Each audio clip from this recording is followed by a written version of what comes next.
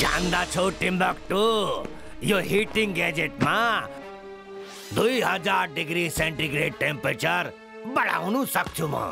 मैले बुझे बस। फुर्सतगञ्जको टेम्परेचर बढाएर तपाईँ एसी र कुलर बेच्न चाहनुहुन्छ। तर बस म चाहिँ आइसक्रिम बेच्छु ल। मलाई आइसक्रिम एकदम मन पर्छ। शट अप यु फर्सीको अचार। म यसलाई फुर्सतगञ्जको पछाडि जुन चाहिँ वाल्कनो छ त्यसको भित्र र तल लगाइदिन्छु। ज्वालामुखी फट्नको लागि 1100 डिग्री सेन्टिग्रेड टेम्परेचर नै काफी छ। म यसलाई 2000 डिग्री सेन्टिग्रेड बढाइदिन्छु र फेरि पुरै फुर्सतगञ्ज ज्वालामुखीको ज्वालामा खतम हुनेछ र त्यो सँगसँगै वीर पनि सकिन्छ।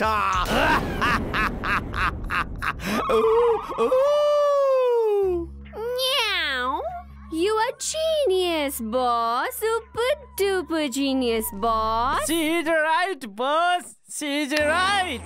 यो हेर, यही हो त्यो वाल्कनो जुन चाहिँ फुर्सतगञ्जको पछाडि छ। यो टनल, तिमी यो टनलमा गएर वाल्कनोको तल त इन्स्ट्रुमेन्ट राखिदेऊ। बस, यहाँ गर्मी अलिक बेसी बढ्दैछ। लाग्दैछ हाम्रो एसी साँच्चै खराब भए जस्तो। एसी खराब भएको छैन बस। हाम्रो डेन पनि एउटा भल्क्यानोको मुनि छ। यदि हाम्रो भल्क्यानो फुट्यो भने यो इन्स्ट्रुमेन्ट एकदमै पर्फेक्ट छ भने यही सोचेर मैले त्यो हिटिङ ग्याजेट अन गरिदिएँ। के गर्यौ तिमीले?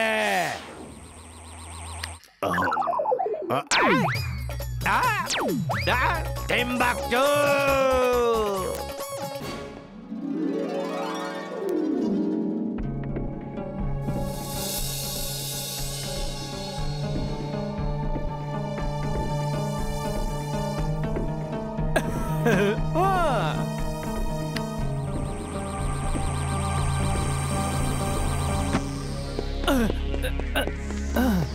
त्यो हिटिङ ग्याजेटलाई वाल्कनोको तल राखेर अन गरेको गरेनौ?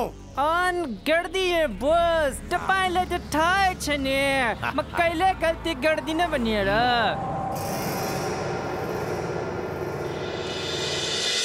अब मेरो पालो आयो।